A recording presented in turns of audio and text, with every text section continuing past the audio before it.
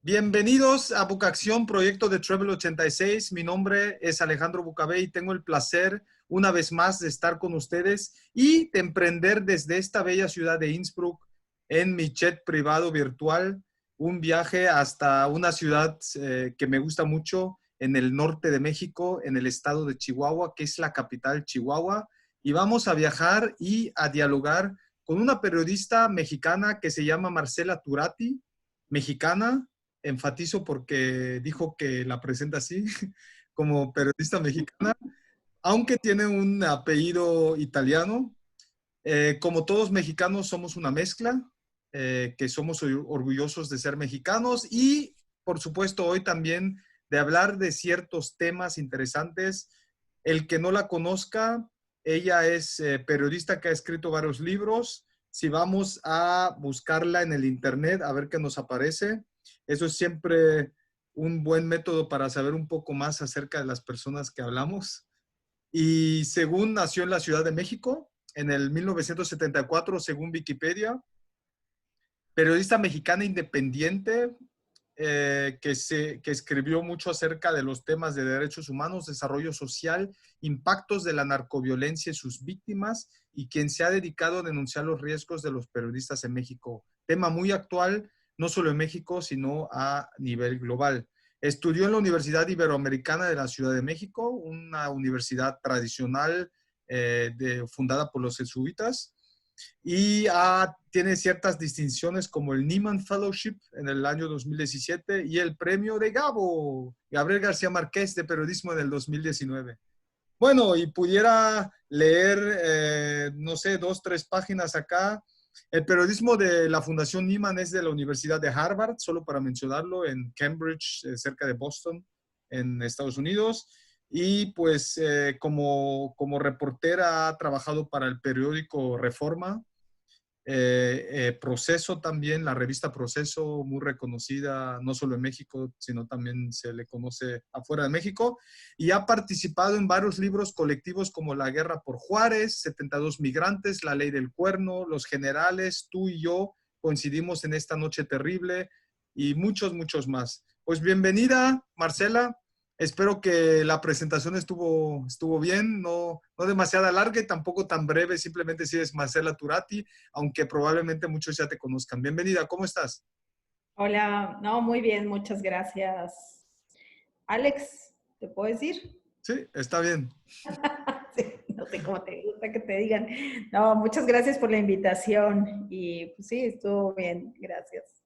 Genial. ¿Cómo te encuentras ahora, ya que estás en esa ciudad que visité la primera vez en 2015, creo que por ahí, en Chihuahua, donde para mí se me hizo, no solo por el calor en la época que estuve, increíble, sino también muy carnívora la ciudad. Yo, como vegano, buscaba hasta para desayunar en todos lados, era carne, carne, carne. Pero obvio, tiene muchas cosas que ofrecer esa bonita ciudad. ¿Cómo estás ahora durante esta pandemia del COVID? ¿Cómo estás? Llevo poco tiempo, llevo 15 días. Bien, nomás que sí, hace un calor tremendo. A las 7:30 de la mañana ya no puedes caminar porque ya sientes mucho el sol hasta las 6:30, 7 de la noche.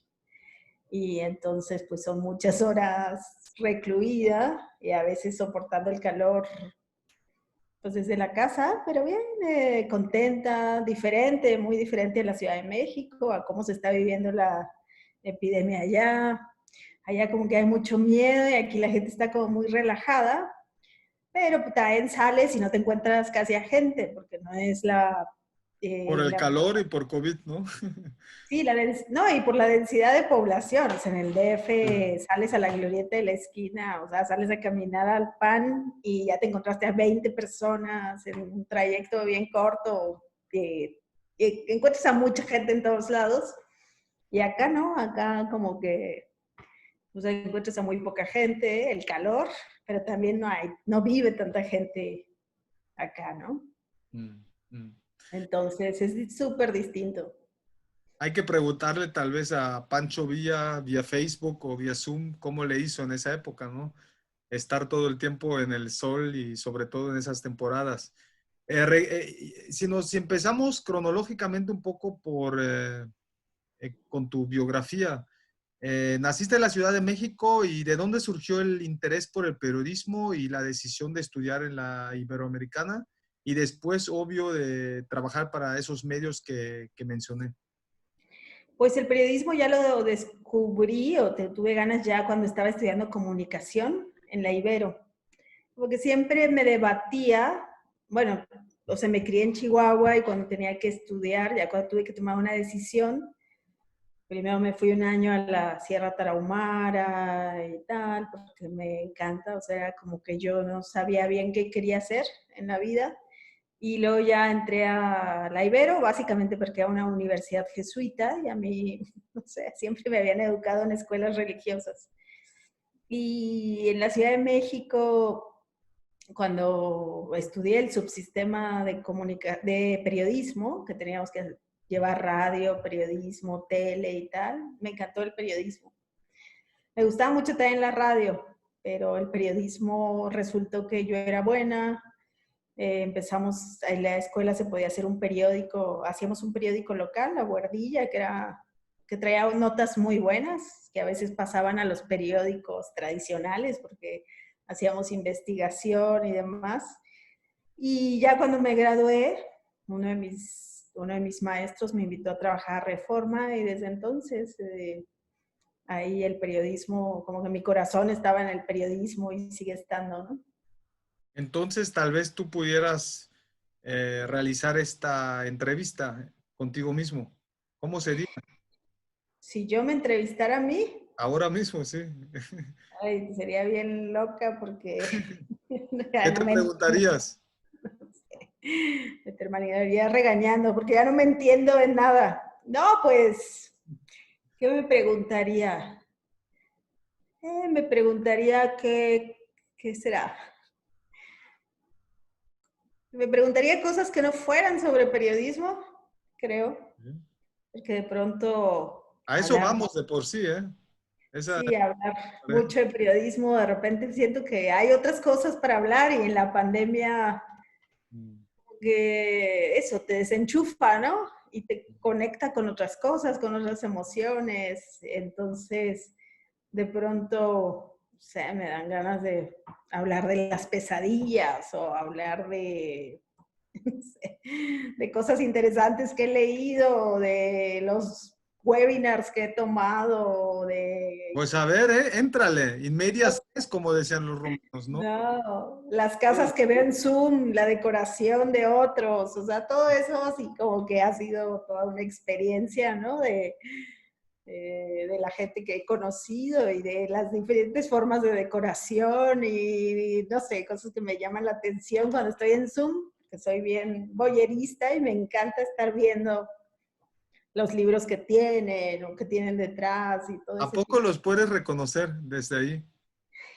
Los tuyos no, pero en otras sesiones sí, y me pongo así de, tiene ese, y está haciendo eso, o de pronto la otra vez tuvimos una llamada con un periodista y estaba como en el cuarto de lavandería de su casa, en un cuartito, y entonces veía los montones de ropa, y me dio como mucha ternura, se me hizo bien tierno verlo ahí entre escondido. Yo no sé si era la única parte de su casa que podía usar, que podía ser su cuarto propio, ¿no?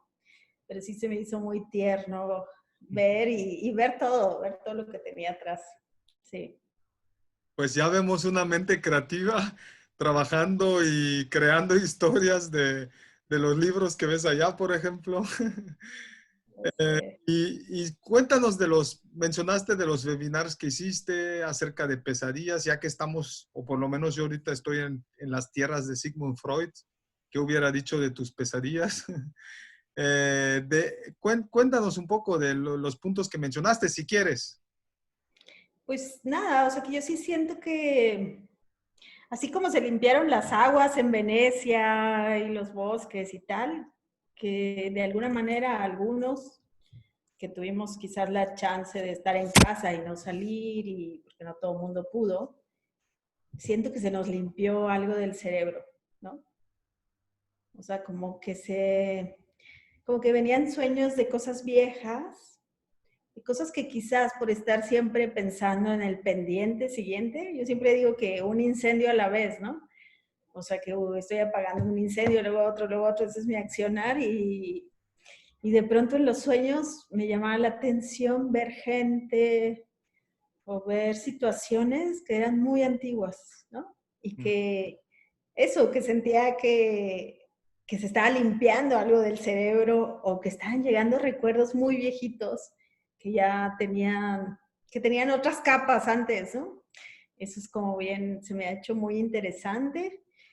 Y también me ha gustado mucho asomarme a otras vidas, otras profesiones, otras los web y también crear webinars. No sé por qué me puse compulsivamente a, a tratar de organizar webinars que me parecían interesantes para, o sea, no sé, como que me parecía para explorar otras formas de investigar como periodista sin salir de casa, o también para lo psicológico, o sea, como el asunto de, también varios de contención emocional, de periodistas, o sea, como organizando grupos, no sé, y también de temas como que de pronto sentía que era interesante y pues me organizaba cosas así, pero...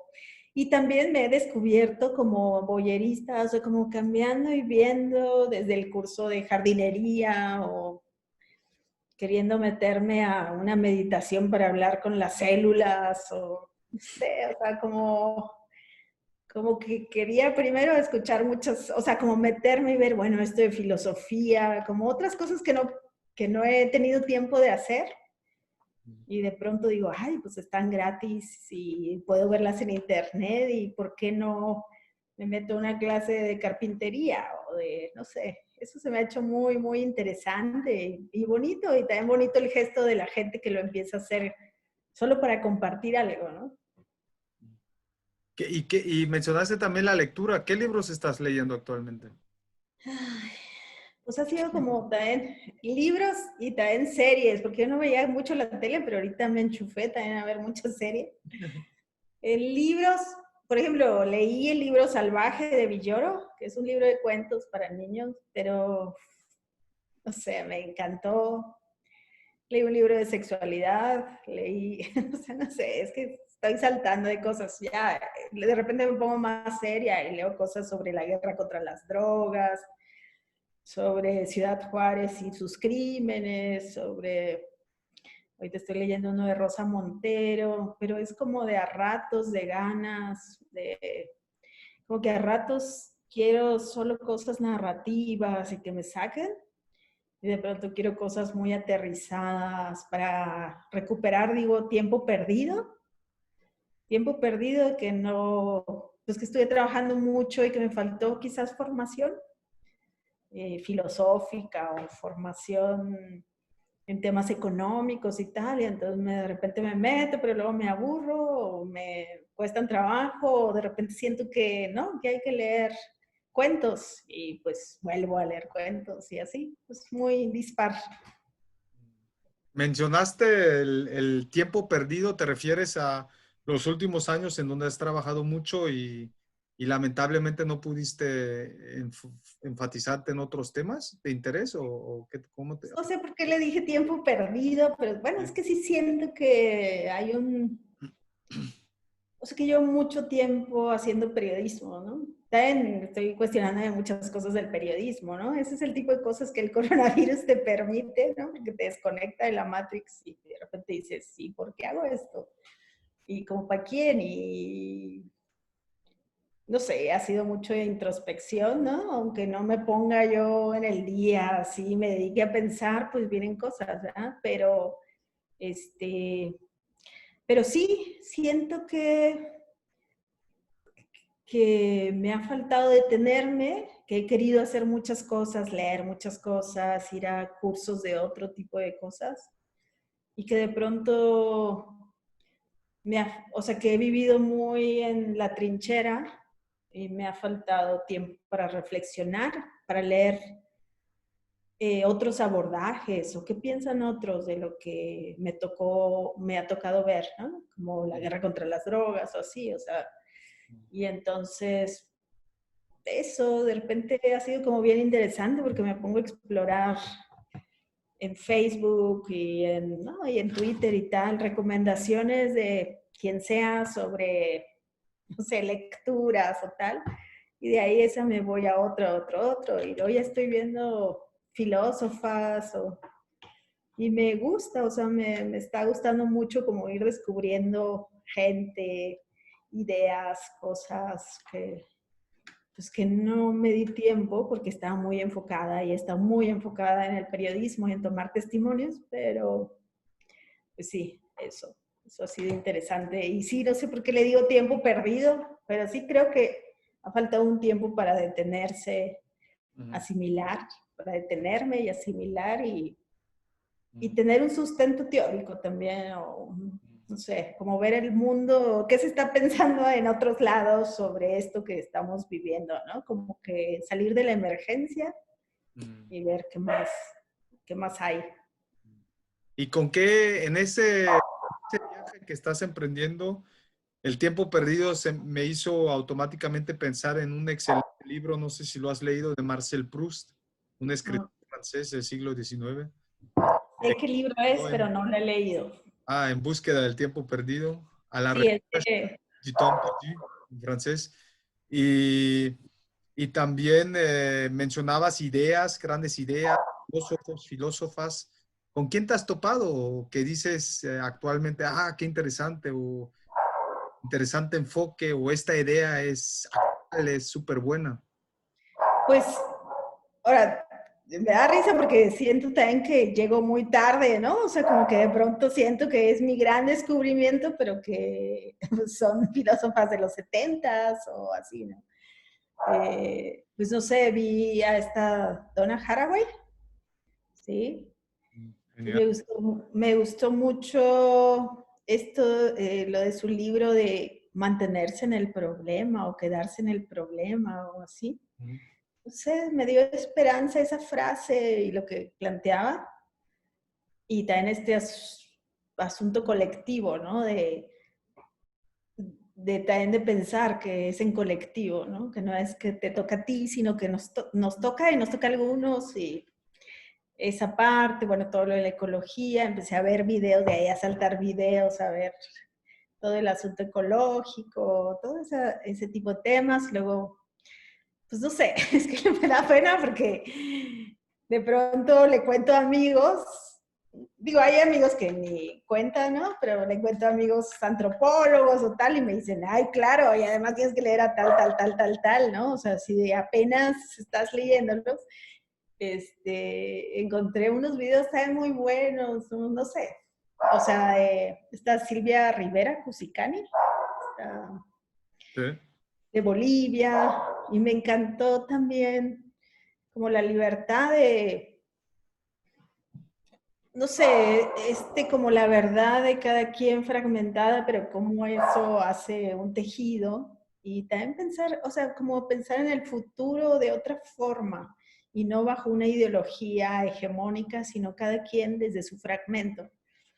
No sé, o sea, bueno, cosas así que entonces voy y tal, y luego me clavo mucho y le pico y empiezo a escuchar. También estoy escuchando muchos podcasts y me siento, no sé, y como tratando de pensar cómo sería un podcast que yo hiciera y así, cosas, digo, diferentes. Aunque yo sí que no estoy descubriendo el hilo negro, pero bueno, pero sí está.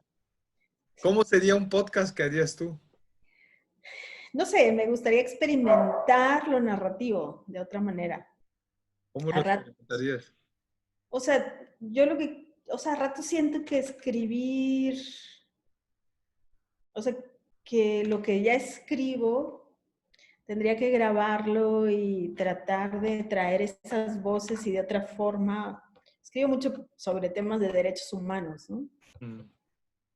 Y me gustaría que la gente escuchara a la persona que, no sé, o sea, que tuviera como encontrarle también la narrativa al podcast, ¿no? O sea, me gusta mucho hacer crónicas pero encontrar esa otra narrativa auditiva para que la gente no se aburra y que la gente pueda seguir escuchando, porque hay muchas cosas que podrían escuchar y que yo he escuchado y que me gustaría que la gente escuchara, ¿no? Y que no nomás lo leyera, porque quizás ya no todo el mundo lee o muy poca gente lee.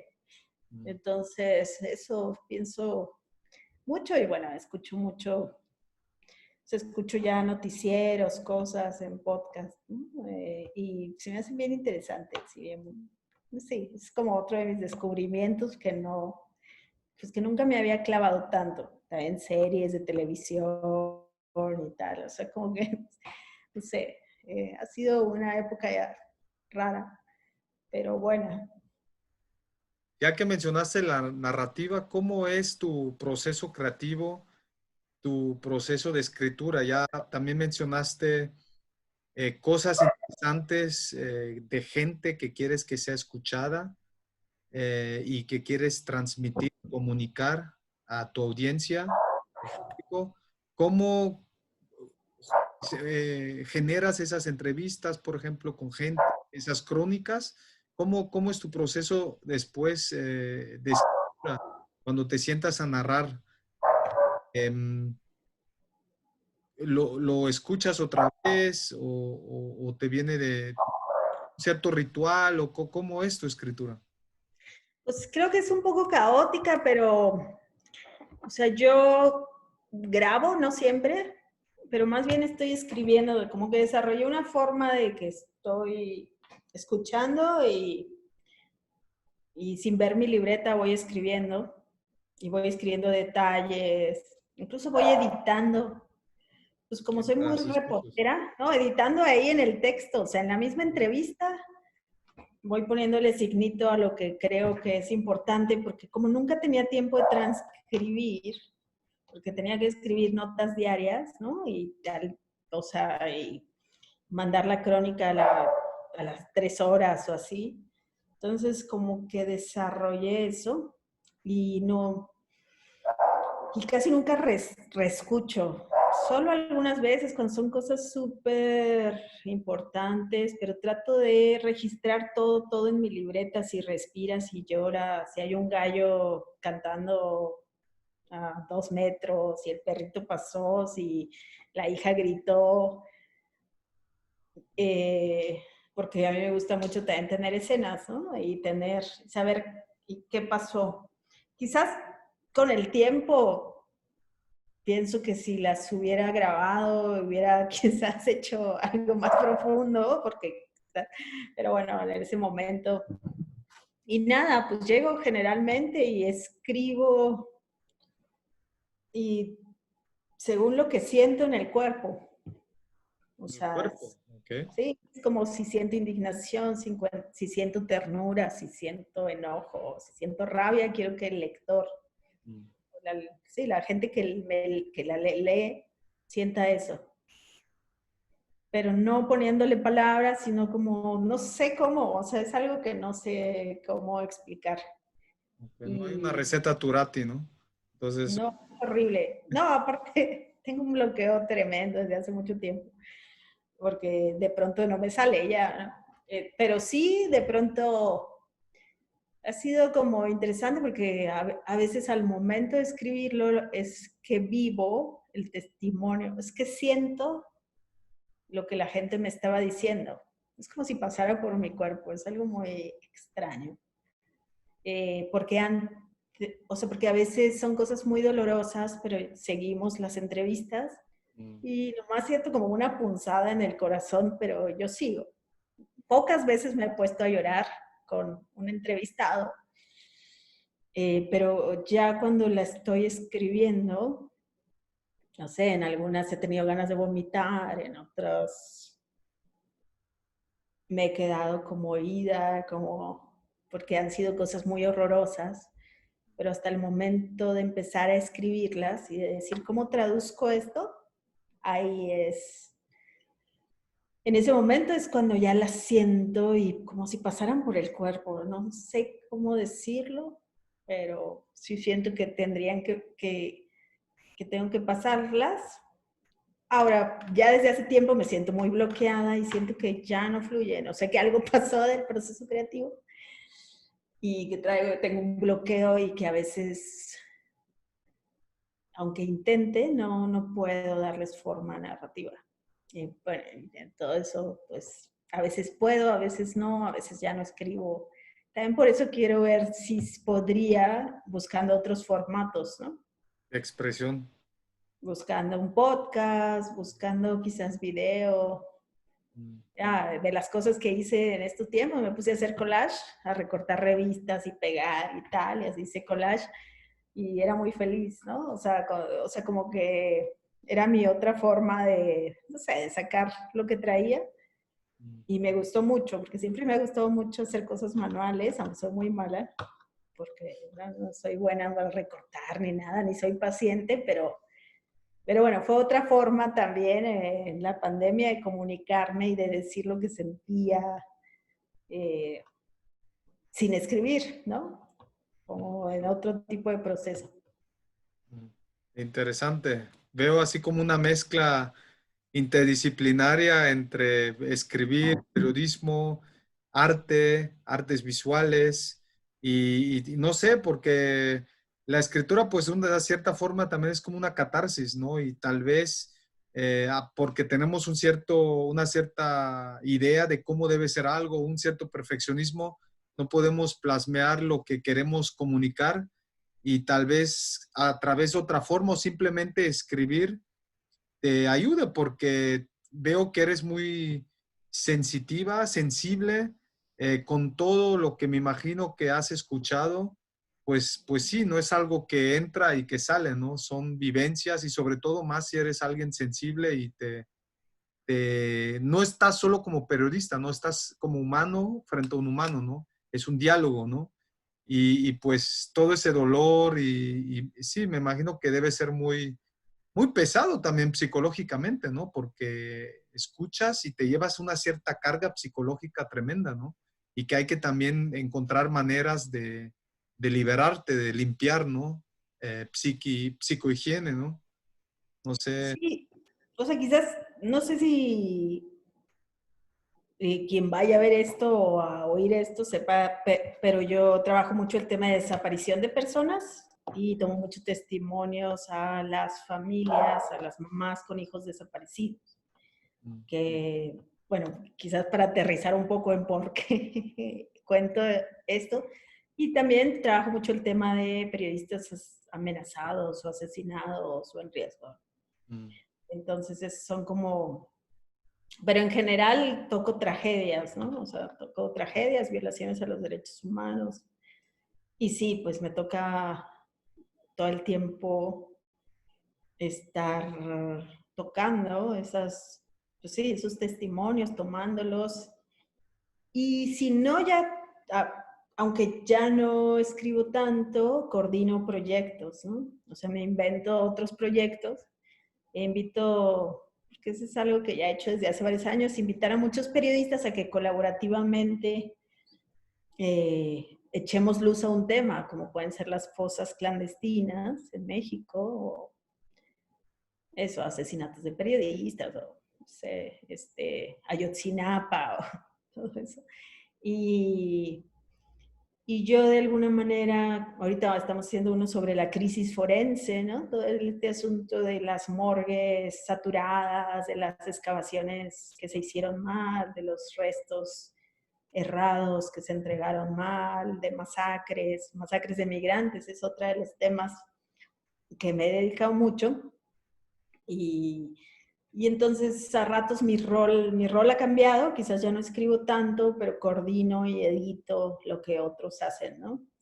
Y doy como las ideas. Ahorita estamos haciendo unos podcasts, pero no me tocaron a mí, pues, aunque me pidieron que los hiciera, pero pues les dije a 5 periodistas y una de ellas coordina, yo nada más estoy como de metiche, 5 podcasts sobre colectivas de mamás buscadoras de sus hijos desaparecidos. Y ha sido todo un proceso también interesante porque hicimos un club para escuchar podcasts y estamos tratando de ver cómo traducimos narrativamente, porque todas somos reporteras de prensa escrita, cómo traducimos a audio eso que generalmente hacemos, pero de una manera que enganche y que sea buena y que no repetir las formulitas de la escritura, sino que sea distinto. A ver qué tal nos sale. Pero bueno, es otro de los proyectos en los que estoy. Y así, entonces me ha tocado los últimos años ser como directora de orquesta, ser como la convocante y ser la que consigue los fondos, la que coordina y descoordina, porque soy muy descoordinada, pero bueno, la que coordina e inspira y tal, pero termino descoordinando a todo mundo porque no soy nada organizada y entonces está raro. Pero bueno, ese ha sido mi rol los últimos años. Me gustaría ya volver más a escribir y no tener tantas cosas colaborativas, sino hacer proyectos más propios, pero bueno, todo el tiempo me brotan proyectos y cuando ya invité a mucha gente, de pronto me quedo pensando de por qué otra vez hice un proyecto colectivo si ya quería yo hacer algo sola. Pero bueno, pues así ha sido estos años. ¿Y tus planes para el futuro, entonces, cuáles son? ¿Así concretamente todavía no hay o estás en este libro donde cooperas, colaboras con diferentes periodistas? No son libros, son proyectos web, son multimedias, son proyectos colaborativos. Ok. Sí, o sea, estamos haciendo este podcast que ya tendría que salir a fin de año. Estamos haciendo este especial de crisis forense, que ya tiene que salir desde hace un año, tendría que haber salido. Estoy en otras 2 investigaciones, que también hay unas bien interesantes. Estamos creando una tecnología para las familias que están buscando una persona desaparecida, y me emociona mucho lo que estamos creando, con gente que sabe de tecnología y tal.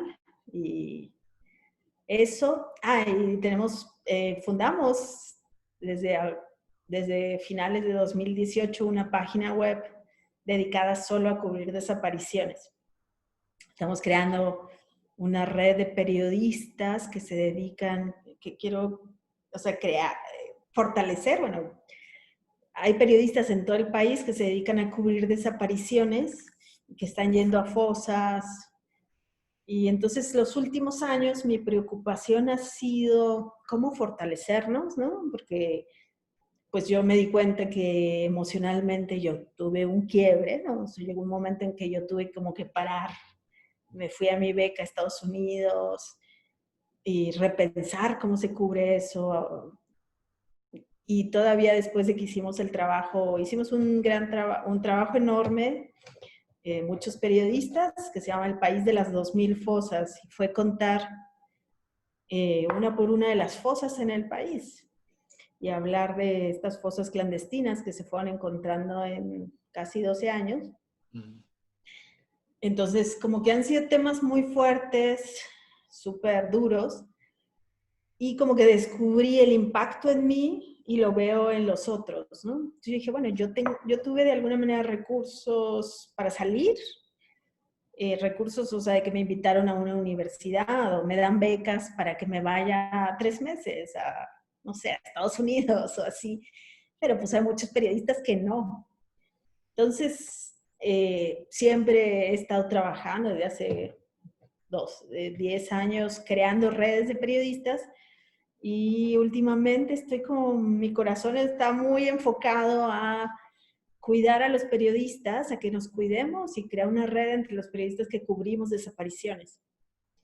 Entonces, bueno, ese es parte de uno de los proyectos que tengo, de que haya esta red, que trabajemos colaborativamente y que podamos conseguir dinero para que los periodistas puedan seguir acompañando a las familias, porque las familias están en riesgo y los periodistas también, que puedan tener terapia psicológica, que puedan tener una paga un poco más mejor y que podamos hacer proyectos colaborativos, ¿no? Y mejor formación, o sea, que seamos como unos periodistas que entendamos mejor las lógicas de la desaparición y podamos hacer investigaciones importantes.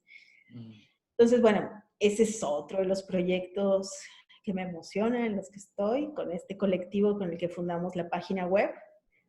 Y con este colectivo también estoy como tratando de formar a editoras para que ellas se queden al frente. Son jovencitas, son reporteras jovencitas y me emociona pues que ellas, sí, que se queden al frente del proyecto y bueno, y me gusta mucho verlas, como ellas, o sea, enseñarles ahí que se mueven y tal. Y bueno, pues eso. Y en el Inter, pues tengo 2 libros detenidos, que me quedé a la mitad y que ya no pude seguir, pero que me gustaría terminar algún día. Pero creo que están detenidos también emocionalmente por alguna razón y pues no he podido continuar, los traté de retomar, pero no puedo avanzar. Entonces, pues por ahorita van a seguir detenidos. ¿Se puede saber más acerca de esos 2 libros o es secreto? No, sí, uno es de masacres de migrantes. Es como algo que me ha obsesionado 8 años cubrir. Entonces, he investigado mucho, mucho, mucho, pero no. Y como que me quedé trabada de no poder contar el horror a partir de mis reportajes. Como que sentía yo que necesitaba escribir un libro y escribir el horror, y la impunidad, ¿no? O sea, como yo digo que es un viaje a través de los mecanismos de la impunidad en México para entender qué hay detrás de una masacre, ¿no? Ese que todo el tiempo me vibra, ¿no? Todo el tiempo estoy pensando en cómo lo voy a escribir, en quién me falta entrevistar, pero han sido muchos años de muchas entrevistas en varios países, de miedos, de sustos, bueno, de todo, de emoción, de pensar que ya no, pero luego siempre ese tema estoy, ¿no? Enganchada. Y la biografía de una mujer indígena que admiro mucho, que estuvimos trabajando muchos meses. Ella me estuvo contando su vida. Y ¿Indígena de Tarahumara, de Chihuahua o de dónde? de Guerrero. Es ¿De de qué Guerrero. región? Amusca. Oh, lo tendrás ¿Sí? que leer. Lo tendrás que leer cuando salga. Amusca. No sé, no te voy a decir. ¿De qué región? ¿No? ¿Secreto No o qué? Pues ahí lo vamos a traducir al alemán y al inglés, ¿no? sé. No te creas, de la montaña de Guerrero. De la Ok. montaña. Con ella trabajé mucho. De hecho, somos comadres ya. Yo le bauticé a su hijo, mi ahijadito. Pero se me quedó trabado ese libro también y he querido retomarlo y es de las cosas que empecé a hacer entre que saltaba de un tema a otro en la pandemia, pues es uno de los temas que retomé y espero poder continuar porque estoy muy desconcentrada, estoy con muchas cosas. Mm. Pues interesantes sorpresas que nos tienes, ¿no? Que se termine ese bloqueo. Acerca de las desapariciones, ya no puedo hablar castellano, de todo este trabajo que estás realizando, para todos los que nos escuchan que no son de México, porque esto siempre me ha sorprendido. Me recuerdo lo de Ayotzinapa en 2014. Yo estaba en ese momento en Bélgica, y pasó lo que pasó y como mexicano pues tengo otra interpretación de lo que el gobierno obvio nos contaba, ¿no? Y recuerdo, estaba estudiando una maestría en el Colegio de Europa en Brujas y mis compañeros de diferentes países europeos, de todo el mundo, ¿no? Le daban más credibilidad al embajador mexicano ahí en Bélgica de lo que yo les decía, que cualquier mexicano sabe cómo funcionan las cosas de México, ¿no? Y a mí me frustraba un poco porque decían, no, no, pero si él es el embajador, él conoce bien su país, hay que creer a las fuentes oficiales, ¿no? Entonces, ¿qué nos podemos imaginar con todo este problema en México? Y también acerca de los asesinatos, de los masacres a migrantes. ¿Por qué sucede esto? ¿Por qué? ¿Cuáles son tus verdades que has encontrado, tus preguntas? ¿Por qué sucede esto? y sobre todo en qué cantidad, qué nos podemos imaginar, porque pues sabes que como con el COVID, también acerca de estos temas hay totalmente diferentes fuentes, diferentes números, diferentes estadísticas, ¿no? Lo que dicen ciertas ONGs como Human Rights Watch, Amnesty International, o lo que dice obvio el gobierno, ¿no? Pues lo dices bien, es como el COVID, no, o la COVID que dicen, ¿no? Es la COVID. No hay una cifra y no sabemos ni siquiera de cuántos estamos hablando, porque los migrantes, pues no sabemos cuántos desaparecen o cuántos son asesinados en México, porque pues, es muy difícil a veces rastrearlos, ¿no? O sea, como que la familia sabe que se perdió o dejó de comunicarse a veces entre Honduras o estaba cruzando de Guatemala a México, de México a Estados Unidos, y no se sabe en qué tramo, en qué momento, ni cuántos son los que no se sabe que estaban pasando. Entonces es difícil.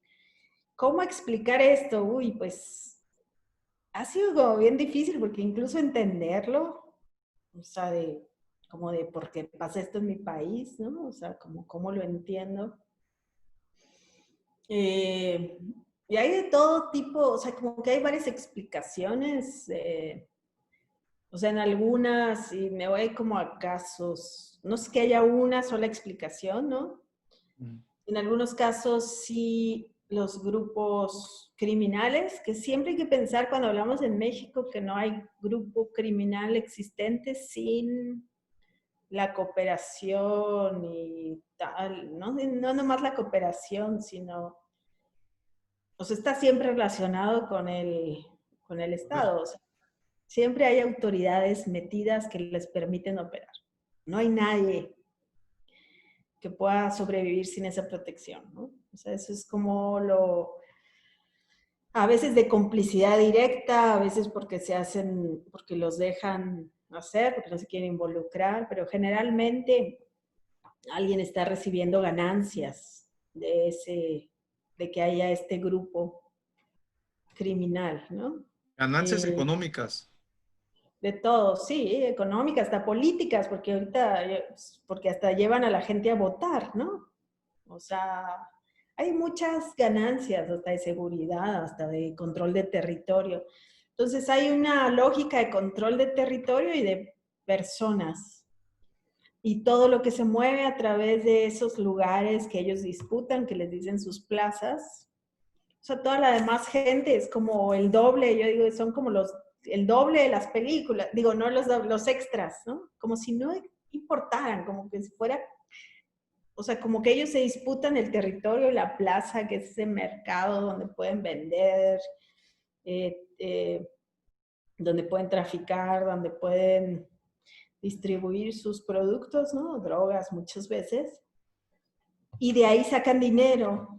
Y entonces a veces les va mal y tienen que, o a veces diversifican el negocio porque ya controlan todo. Entonces, además de vender drogas o producirlas, también trafican con migrantes, hay trata de personas, trafican armas, secuestran, extorsionan, no sé, hay un catálogo de veintitantos delitos, actividades a los que se pueden dedicar.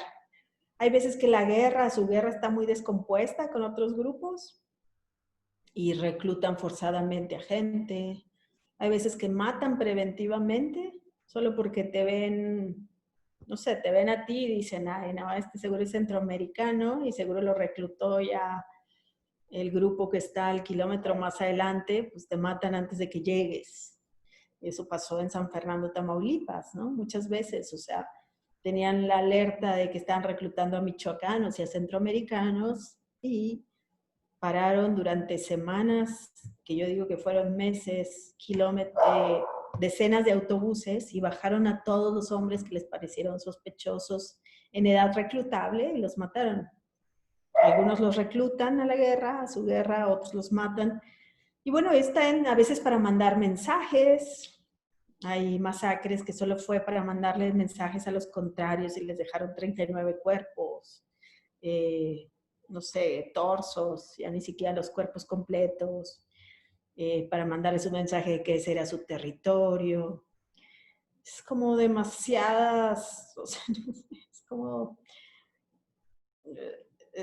no sé, es que es ver a las personas ni siquiera como mercancía, como desecho, como el mensaje, como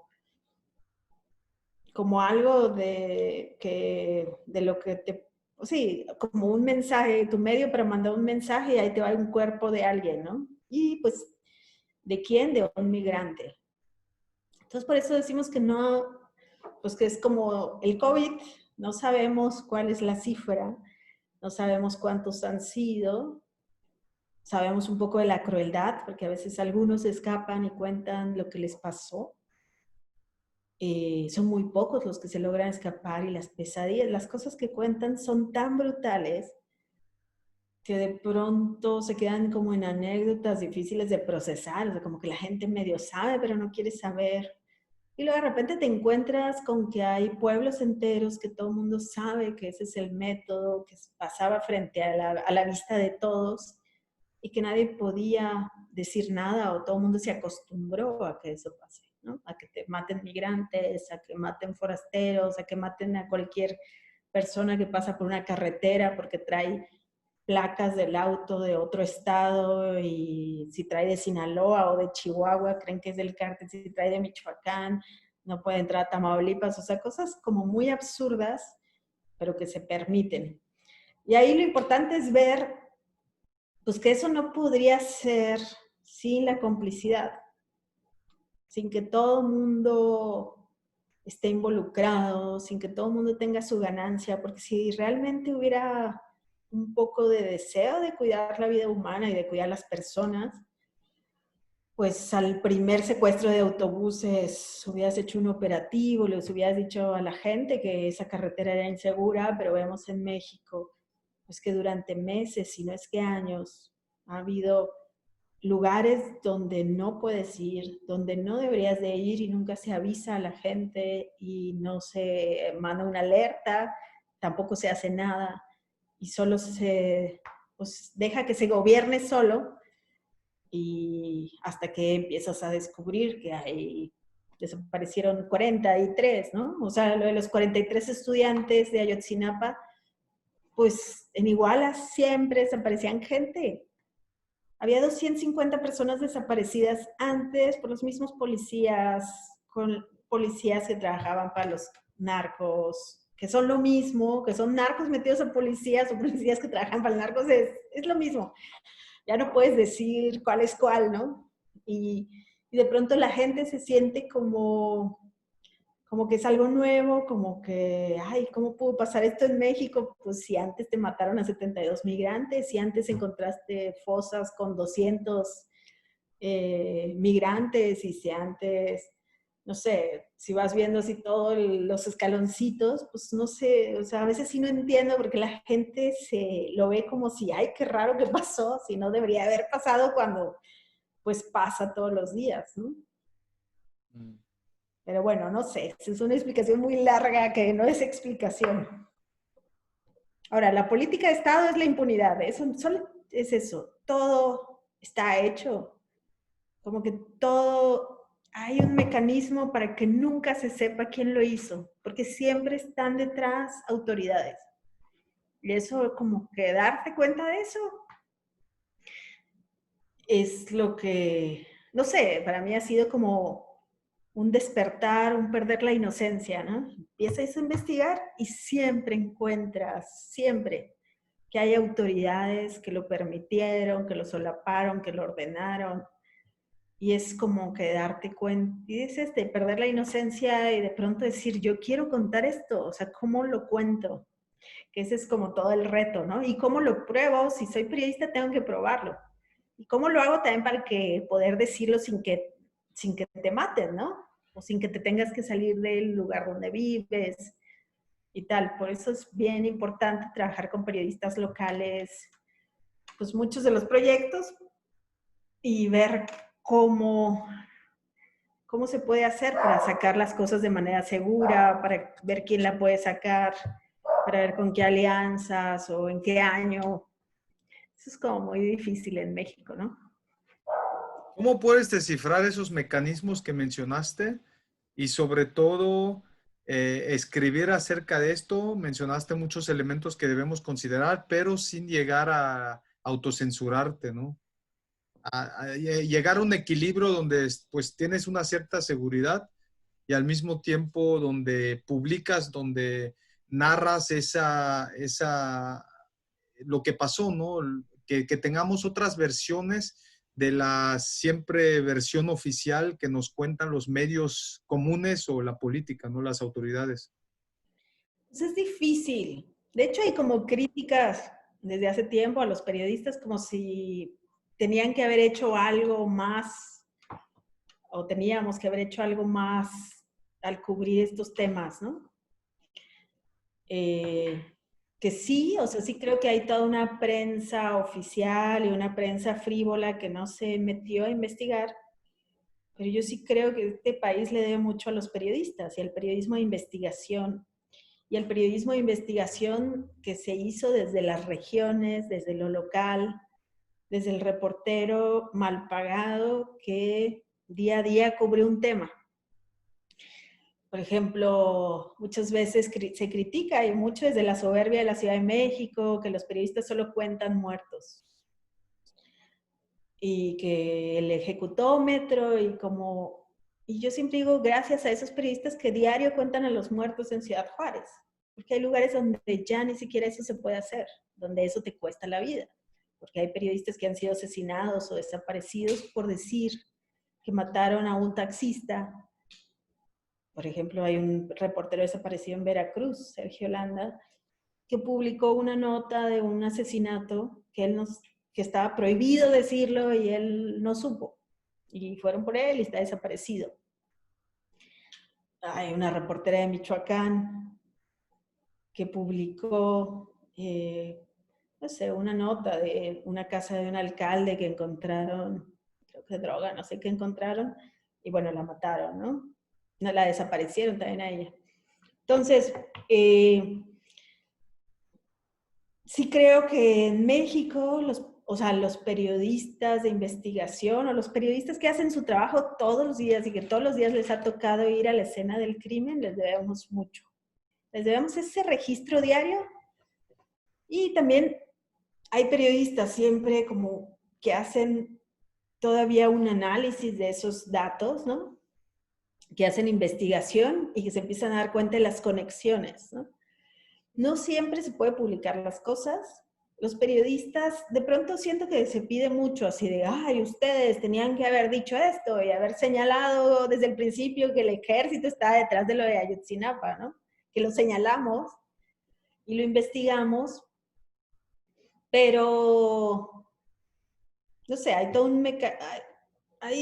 todo un aparato que difunde mentiras oficiales, que hace que hasta siembre evidencias falsas, que te llaman y te dan información falsa. No nomás la siembran, la gente quieren a ti envolver, que inventan cosas que no ocurrieron, que amenaza también, hay amenazas, pero un periodista, pues uno puede como ir, investigar y lo que ese día o esa semana entendiste con los elementos que tenías. Entonces, yo siempre digo que el periodismo que se hace ahora es como, hay que pensarlo a futuro. Puede ser frustrante porque tuviste esto que es un ladrillito y es decir, en esta masacre pasó esto y la gente dice que había unos tipos de boina roja a unas cuadras y que antes de que hubiera esta masacre en este centro de rehabilitación para personas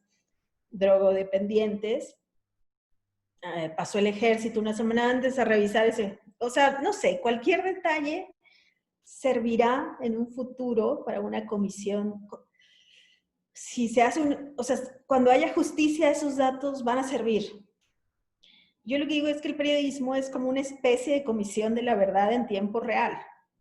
No nos damos cuenta, pero en nuestro ladrillito, en esa nota del día donde dijimos que habían matado a 3 hombres y tal, que a 8 kilómetros habían matado a no sé qué y que el cuerpo de tal está así, son datos para un futuro tener justicia.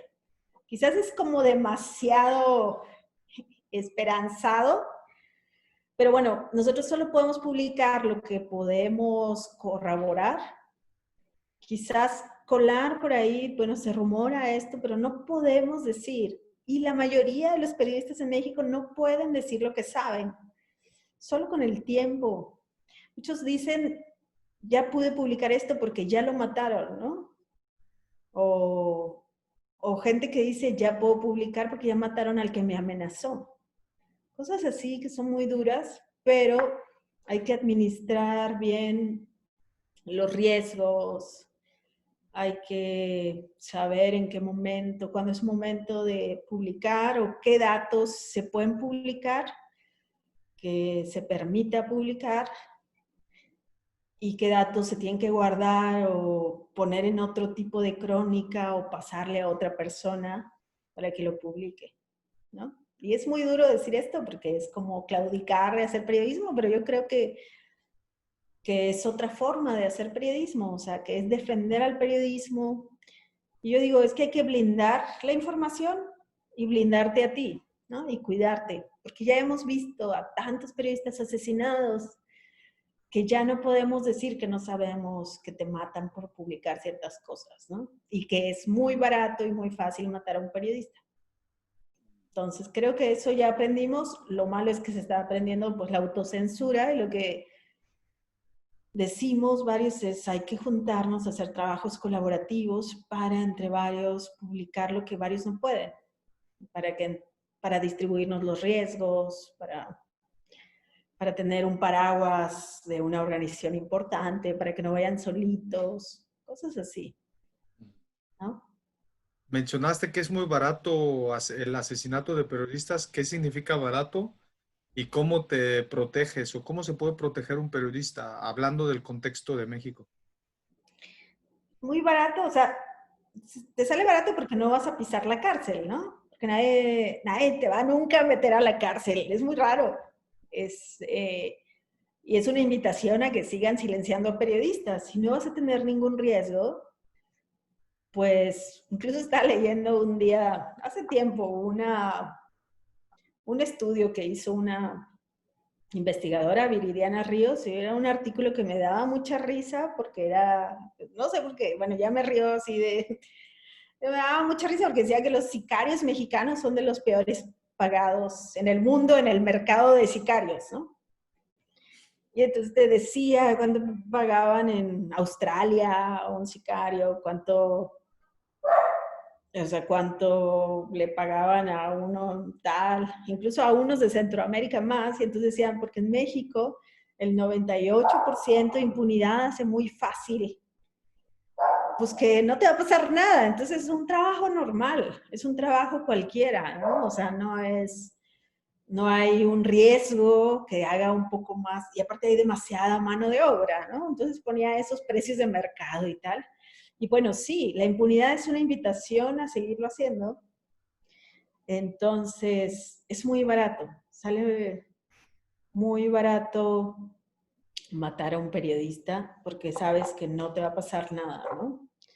O que van a ir solo por el que activó el arma y no por el que lo ordenó, que eso pasa ya más comúnmente. O sea, dicen, no, si atrapamos al asesino. Y bueno, te presentan al muchacho que tenía un arma y que alguien le dijo y te dicen que era el novio de la periodista, pero que se enojó y tal, y que la periodista se acostaba con indigentes y te inventan cualquier historia, ¿no?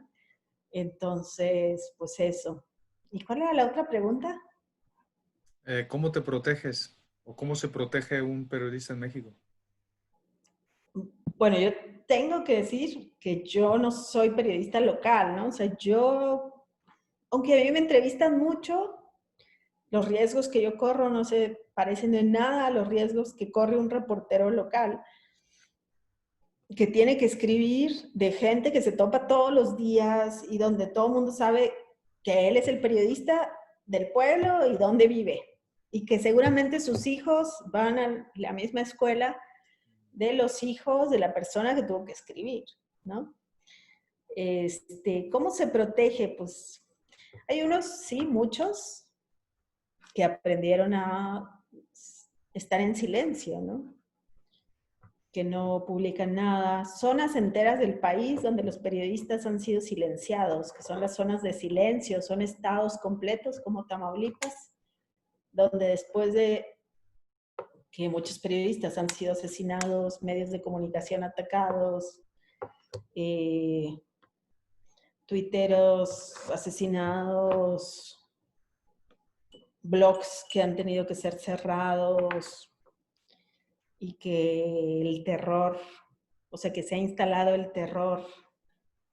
Hay toda una generación de periodistas torturados, que de eso no se ha estudiado ni se ha hablado, pero pues hay muchos periodistas que fueron torturados por una nota que, ahora hay que ver, no es solo el crimen, todo el mundo cree que los que matan son los sicarios, o sea, son el grupos del crimen organizado. La mayoría de la gente que manda a silenciar a un periodista, o sea, se sabe que son funcionarios públicos. En Guanajuato, un alcalde no le gustó una nota de una reportera y mandó a 2 tipos a que la golpearan adentro de su redacción con gente, cuando la gente estaba trabajando, llegaron y la golpearon. Y conozco a periodistas que dicen que se los llevaron los Zetas o tal, que los sacaron de su casa, que se los llevaron, que los torturaron. Y el enojo era por una nota que publicó diciendo que el alcalde era corrupto.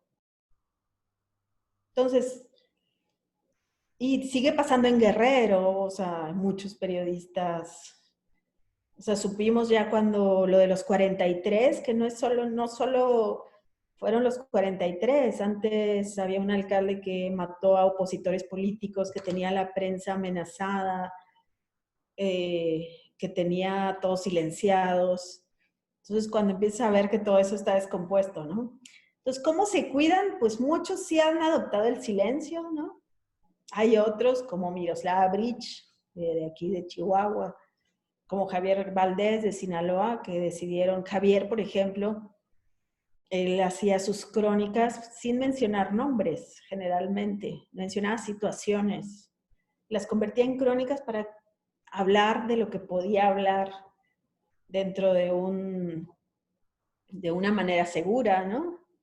También es difícil probar cosas, o sea, lo que es muy evidente y tal, pero no tienes los papeles, pero tú sabes, y pues porque has visto, porque la gente sabe tal, lo que está pasando, pero pues una demanda por difamación, ¿no? Como el exgobernador Moreira contra Sergio Aguayo, el exgobernador Moreira, que hay testigos en Estados Unidos que lo señalan de que los Zetas le daban dinero y que ha salido en varias investigaciones, ¿no? Como un mafioso y una denuncia de daño moral contra un columnista y por millones y la gana, ¿no? O sea, como cosas que dices, ay Dios, por favor.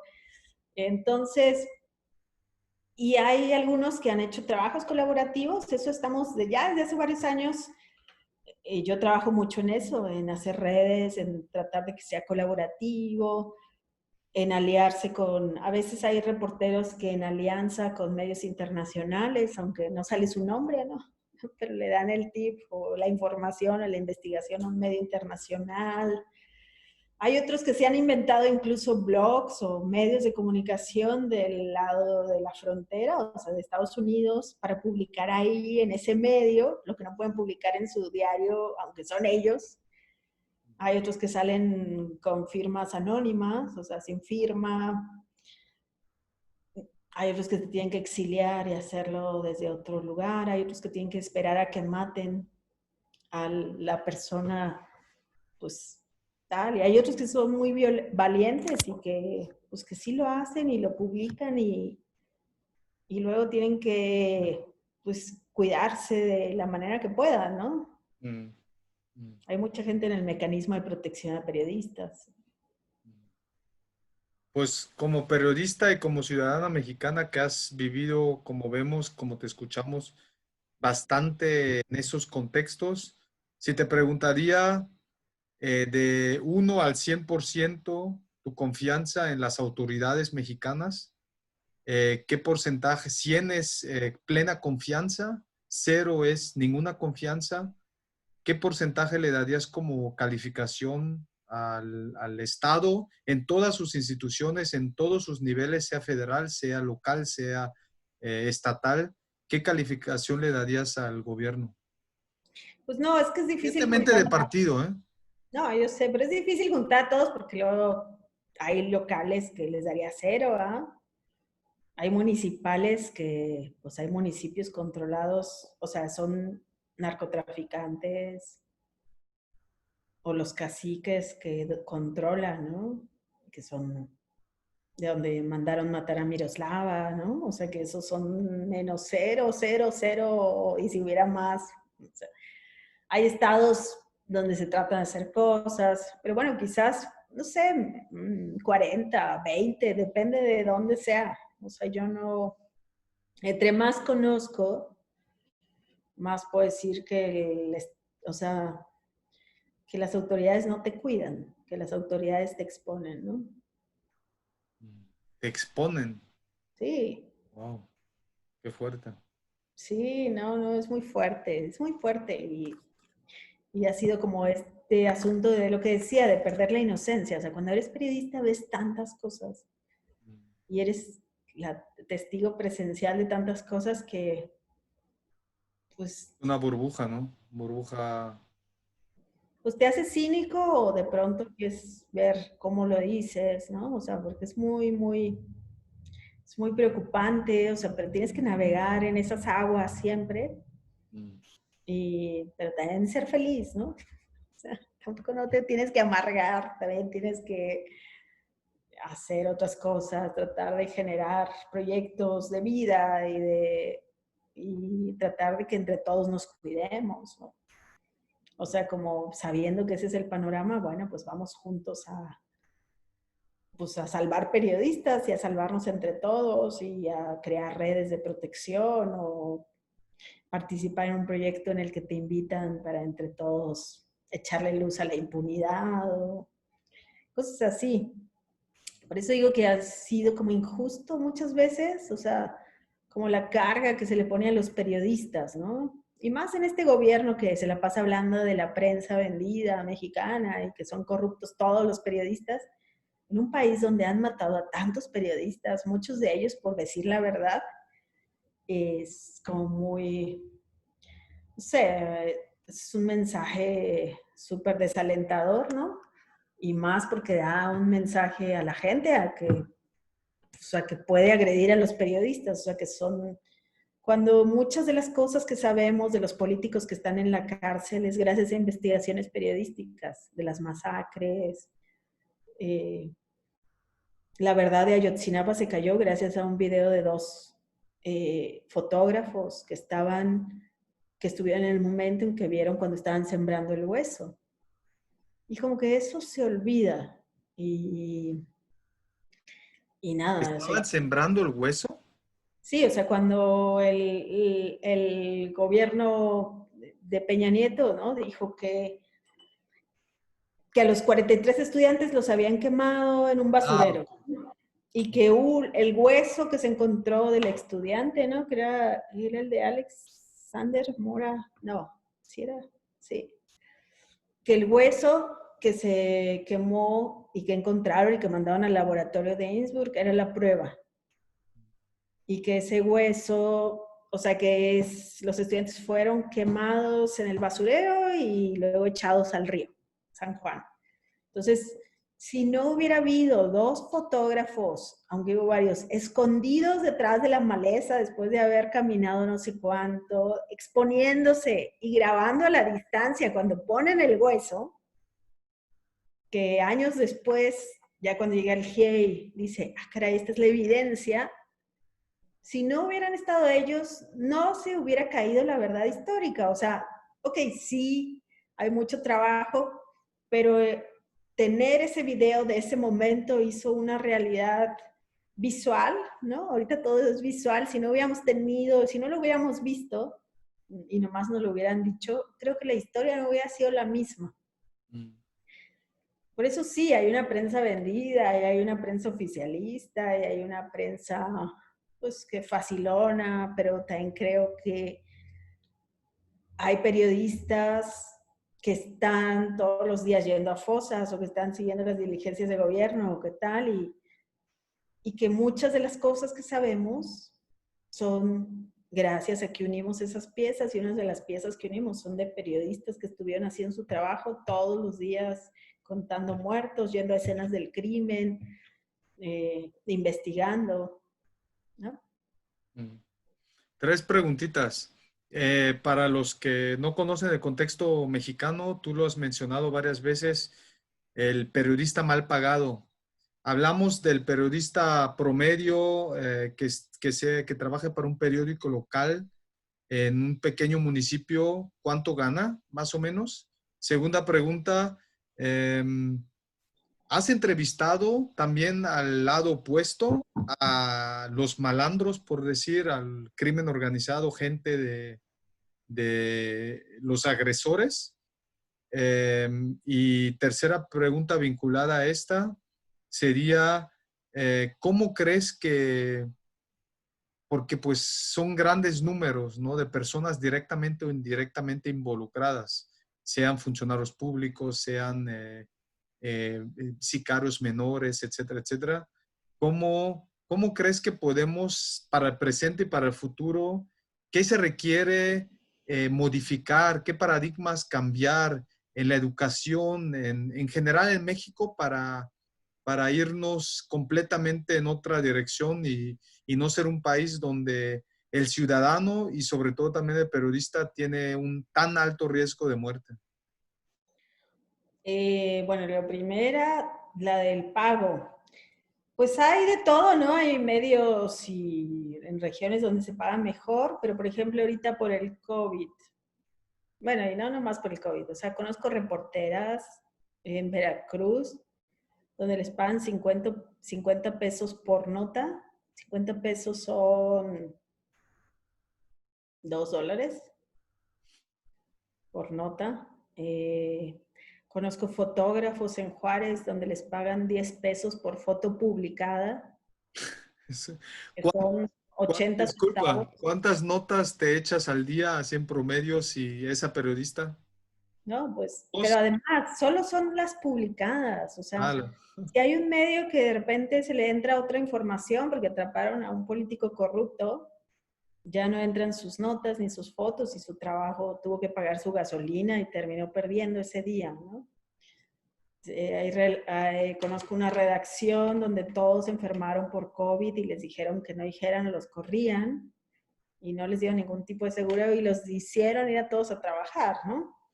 Entonces, no es que sea gente respetable la que es, o sea, bueno, generalmente no es gente respetable, sino son empresarios que tienen varios intereses y que se compraron un periódico y que los periodistas son como, no sé, como unos empleados más. intercambiables, carne de cañón, por decir, ¿no? Sí. Entonces, eso lo vemos mucho, ¿no? Que son negocios políticos de políticos, o que sí, que no hay esta conciencia de que el periodista y el periodismo, o sea, que uno trabaja, que es un tema, que la información es un asunto de interés público, ¿no? Que es un bien natural, que es un recurso que es para todos. Entonces, bueno, pero sí, me ha tocado eso, 10, 20 pesos a los fotógrafos por una, y en un medio nacional, ¿no? O sea, $1.20 si te publican. Eso por un lado. Bueno, y todo sin seguridad social, no tenemos sindicatos, no hay como, eso no existe aquí. Y mucho, pues el tema del outsourcing, ¿no? Y bueno, ese ha sido todo un tema. El segunda pregunta, ya se me olvidó. ¿Cuál era? La segunda pregunta tenía que ver si ya has entrevistado a... Malos, malos. Sí. Sí, he hecho esfuerzos, porque un momento sí sentí que mi trabajo está incompleto si no entendía la maldad, si no veía los otros lados. Cuando cubría las desapariciones de la Guerra Sucia, sí entrevisté a un general que es acusado de tortura y de desaparición. pero me asusté mucho porque yo era muy joven y no supe qué hacer. Y no sabía qué hacer con sus secretos, ¿no? Porque no me dejaba publicarlos, pero quería contármelos. Y yo no, así de, no, yo no quiero ser su terapeuta. Luego me arrepentí, ¿no? He hecho trabajos sobre malos. Hay unos donde sí he salido corriendo, me ha asustado mucho. En otros he aprendido cosas. Todavía siento que no sé bien navegar esas aguas, o sea que no tengo muchos contactos, aunque no sé. Y en Ayotzinapa, uno de mis abordajes como periodista fue deliberado, que dije, yo no, o sea, las familias, ya hay muchos periodistas entrevistando a las familias de los 43 y a los estudiantes.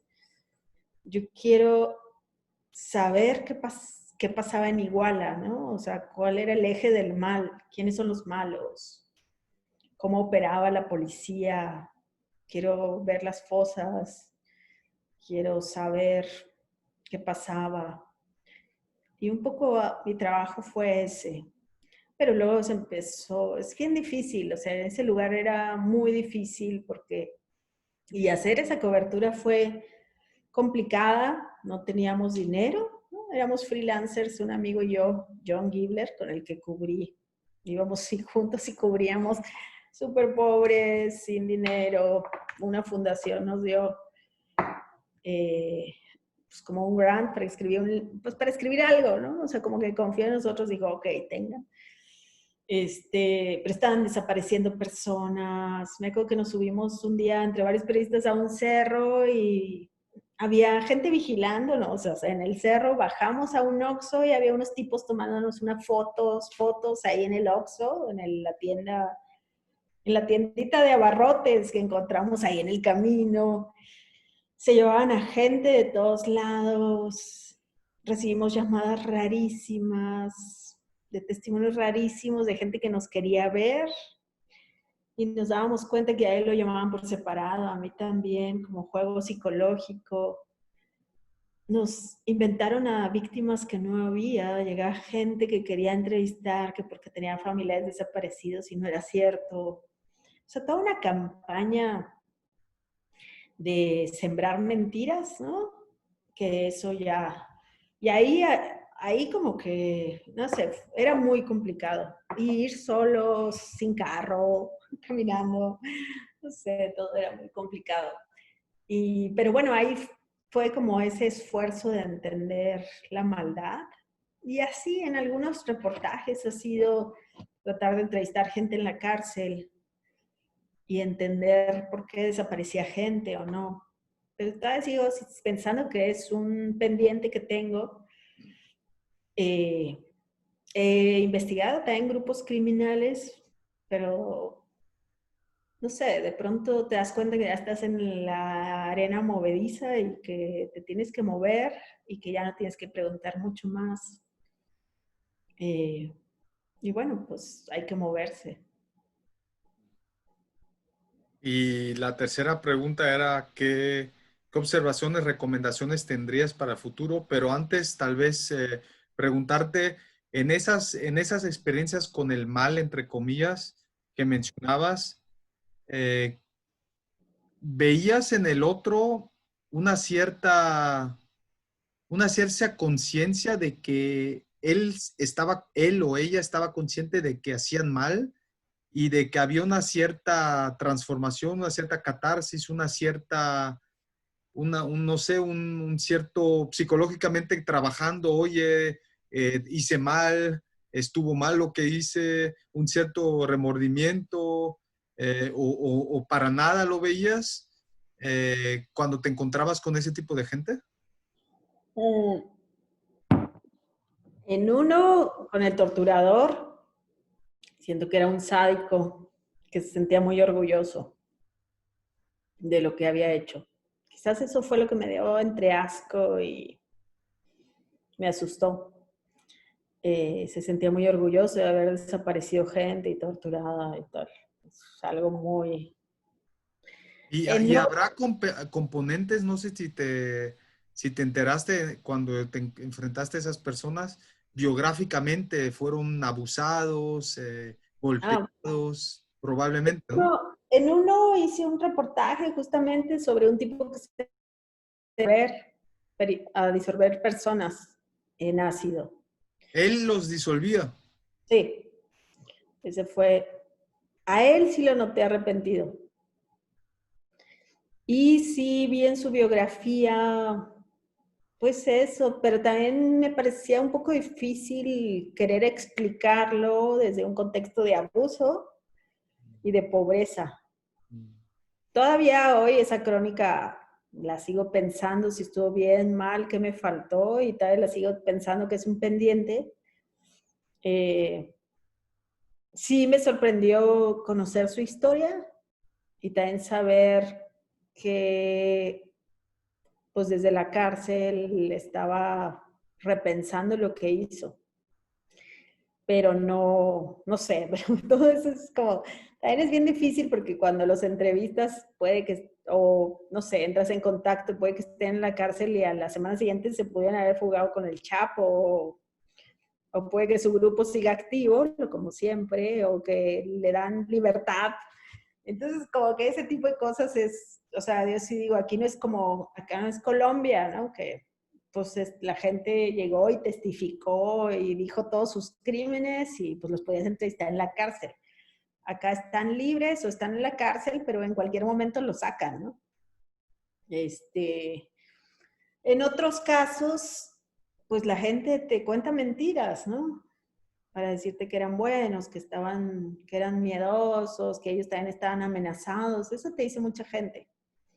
Que un presidente municipal te dice, bueno, yo lo hice y ayudé a el cártel tal porque me amenazaron con hacerme esto. Y también podría ser, aunque tienes datos que te dicen que ayudó muy fácilmente y les prestó hasta los instrumentos de tortura o cosas así, ¿no? Pero sí, pero más bien creo que es, bueno, y esto está conectado a qué se puede hacer, cuál sería el futuro y tal. O sea, yo sí creo que hay que ir desmontando esta política de Estado de impunidad y que la justicia debería de servir y que eso es lo que tenemos que tender, a que la justicia sirva, a fortalecer la justicia, a comisiones de la verdad, a mecanismos extraordinarios que se han aplicado en otros países, a ayuda internacional, a investigación de casos emblemáticos y, y empezar así poco a poco a eso, a desmontar estos nudos de colusión, ¿no? De macrocriminalidad, ¿no? No creo cómo le dicen, o sea, donde están ya todos metidos, empresarios y demás, porque ha sido una forma de vida y es una forma de trabajo y de ser, y ya es una cultura también, pero pues porque el sistema lo permite, ¿no? Si se pudiera, si hubiera como más, o sea, si pudiéramos construir otra forma y una justicia que sirva y juzgar lo del pasado también, creo que sí sería este país distinto y que podría ser una luz de esperanza, ¿no? Mm. ¿Qué piensas acerca de las películas de Luis Estrada? ¿Están buenas? ¿Le atina? ¿Lo logra transmitir? Es la de la ley de Herodes primero, ¿no? Ah, bueno, Ley de Herodes, El Infierno y todas esas. esas dos, la del infierno y Ley de Herodes, o sea, es que eran un retrato y lo bueno es que te hace reír, ¿no? O sea, te lo cuento tan caricaturísticamente, que te ríes, aunque te duele. Quizás ya hay otras películas donde te pasan los sórdidos, o sea, ya no te ríes, porque sabes que es la realidad, e incluso a veces ni quieres verlas, ¿no? Porque te duelen y son súper sórdidas y te causan pesadillas. Y esta la explicó de una manera que a través de la risa y del humor, oh, o sea, es la radiografía del sistema político, ¿no? Y la del infierno, bueno, fuertísima también. Luego vi la de Primero los pobres, ¿no? Donde vamos a terminar no con la pobreza, sino con los pobres. Así. Esa me gustó, aunque o sea, mucha gente sintió que era mucho más simple y tal, y era muy coyuntural de Fox, ¿no? Pero sí, también interesante, divertida. Mm. Y ya ir para concluyendo, ahorita te quería preguntar, se me fue el hilo, era de...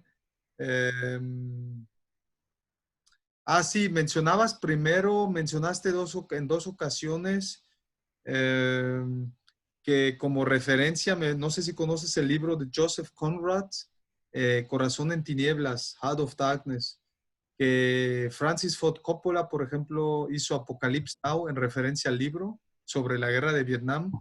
Y el libro, escrito a principios del siglo XX, tematiza mucho algo que veo una paralela con México, con lo que hemos tematizado, porque escribía sobre todo sobre el Congo hace 120 años, la explotación de Leopoldo II. Ahorita que está todo muy actual también, bueno, siempre ha sido actual, ¿no? Lo de Black Lives Matter, el colonialismo, explotación, racismo y todos esos métodos de discriminación que el rey Leopoldo II y el primero de Bélgica, cómo explotaban a ese gran país del centro de África. Y él ahí menciona dos palabras claves que tú mencionaste, cómo narrar eso y también ese horror, ese horror. Y así creo que termina, si lo recuerdo bien, ese libro, ¿no? Que es hoy en día un clásico, ¿no? De un polaco que aprendió inglés a los 16 años, algo así, y se volvió uno de los escritores más famosos en lengua inglesa, ¿no? Y nominado al premio Nobel varias veces, etcétera, ¿no? Joseph Conrad. Muy buen libro. También por si los que nos escucharán no lo conocen, excelente recomendación. No sé, tendría tantas preguntas, tantos comentarios, quisiera saber muchas cosas más, pero pues se nos va el tiempo. ¿Qué te gustaría, de todos los temas que mencionamos o no mencionamos, qué te gustaría todavía comentar? ¿O qué mensaje pudieras darnos si no voy a tener que sacar pues preguntas tal vez que absurdas como ¿con quién te gustaría tener una cena? No voy a decir de los políticos o de figuras públicas, pero, por ejemplo, con un escritor, escritora, periodista mexicano o extranjero, actual o histórico, o una persona que te haya inspirado mucho, eh, ¿con quién te gustaría tener así una cena? O pudieran ser varios, ¿no? Que dices que han influido en tu obra, en tu persona, como que piensas que pueden aportar algo, que tienen algo interesante. No sé. Yo creo que hay muchos, ¿no? Sí, claro. Pero no sé con quién me gustaría cenar, O tomar un café, tomar un café o platicar. sí. Me gustaría, ¿qué me gustaría?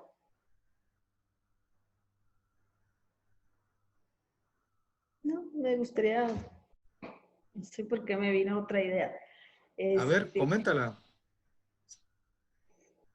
o sea, como que siento que ahorita estoy ya muy así de que no me gustaría quizás cenar con casi nadie. Ok.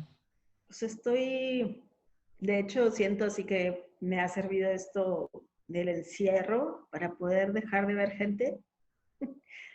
Y como, y me estresa mucho, es que me estresa mucho que me pongan a platicar o ponerme a platicar con alguien, o entrevistar o así, aunque lo admire, porque me siento que nunca sé qué voy a decir. Por eso quizás estoy bloqueada en el tema de que no sé qué voy a decir y que yo nomás quiero escuchar. Eh, Me gustaría más bien estar no sé, en un caracol zapatista o en un encuentro de mujeres, en el campo, con un grupo, ir al desierto y no sé, o sea, y buscar y hablar con un sabio. Me gustaría como ese otro tipo de cosas, como vivir, hablar con un chamán, no sé, con una chamana, y ir a una comunidad indígena donde cuiden la vida. Eso me gustaría hacer. Eso sí Pero he eso pensado. de los indígenas, yo te lo puedo decir por lo menos desde mi perspectiva humilde, también está muy idealizado, ¿no? La comunidad indígena es esa imagen rusiana del indígena sabio vinculado a la naturaleza, que la realidad, no solo porque te comenté que vivía ahí en Chiapas, cerca de comunidades indígenas, es muy, muy diferente, ¿eh? Porque sobre todo aquí en Europa piensan que todo el indígena Pachamama y el chamanismo y todo eso, y que en muchas ocasiones también acerca de derechos humanos, acerca de la sustentabilidad, acerca de, ¿cómo se dice?, igualdad de género, y en muchas ocasiones pues están peor y lo digo siendo una persona que ha trabajado también mucho con el tema de decolonialidad y consciente de que hay siempre una violencia estructural y ciertas condiciones que los sobreexplotan y que el indígena está siempre aún más mal discriminado en México, ¿no? Pero creo que también siempre hay que tener mucho cuidado con la idealización, ¿no? Porque mencionaste chamán, indígenas, ¿no? Pero sí, pero no me iría ni a cualquier comunidad, ni con Incluso los zapatistas, ¿eh? Viví muy cerca. ni con cualquier grupo, pero sí con ¿Sí? gente que construya vida. O sea, con gente que tenga alternativas, con gente que haya defendido la vida, o sea, no sé, como que de eso tengo ganas, de gente que esté intentando otra cosa, Mm. me gustaría. Bueno, y lo de los zapatistas quizás porque en enero fui a lo de, o diciembre fui a lo del encuentro de mujeres y se me hizo muy bello. Así, Mm. ahora no había hombres, entonces quizás también Perdón eso, por mi existencia. eso fue bien interesante.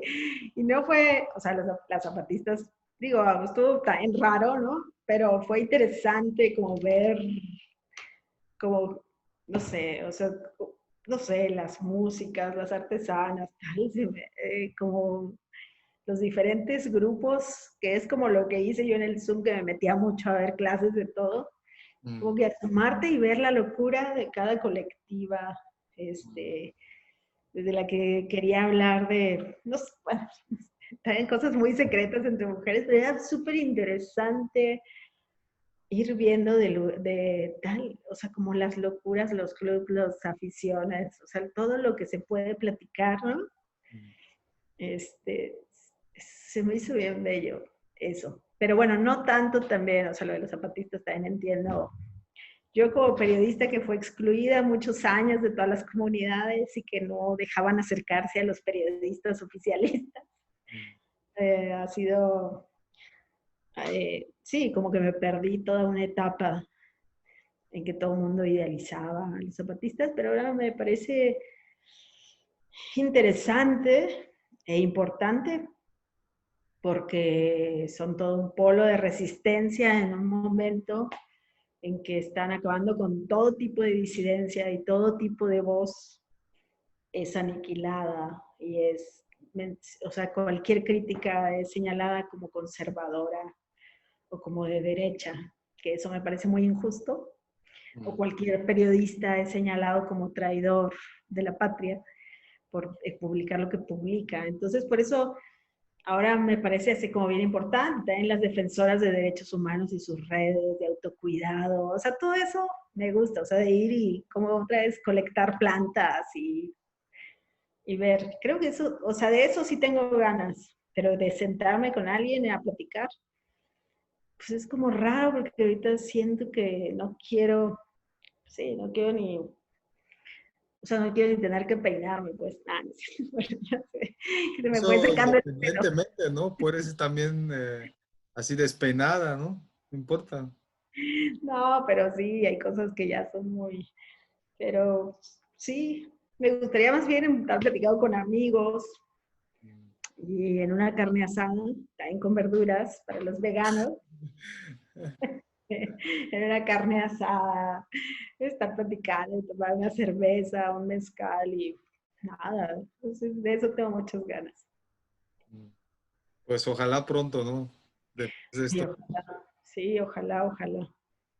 Pues sí, gracias por incluirme, integrar y no discriminar a los que no se echan la carne asada, pero No, y también en los encuentros, no pasa nada si hay hombres, pero fue muy interesante que sean de mujeres. Eso también fue súper. pues sí, también ahí Y tengo. perdón por discriminarte, pero bueno, hay cosas en las que nosotras Se tenemos entiende, se entiende. sí. Pues Marcela, muchas gracias, un placer y muy interesante. Espero que te sentiste bien aquí en este espacio. Pienso que pues veremos, ¿no? ¿Qué dice la audiencia? Porque a mí se me hizo muy interesante porque pues no es como algo que encaja. Me gusta también a veces jugar así, porque ¿por qué debe encajar en algo, no? Simplemente algo más liberal, algo más libre, algo más trans categórico y pues fueron diferentes. Anfibio, anfibio. Sí, anfibio. Pues finalmente somos, ¿no?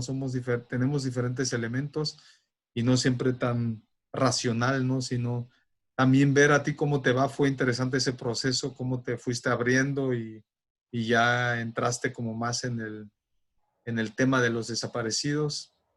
Y sí, al final también un poco así más personal, pero pues dejamos que lo comente la audiencia a la que saludamos y pues no nosotros, porque pues eso sí tal vez sería un poco raro, la reflexión de la reflexión y pues bueno, eso ya sería otro tema mucho más filosófico, ¿no?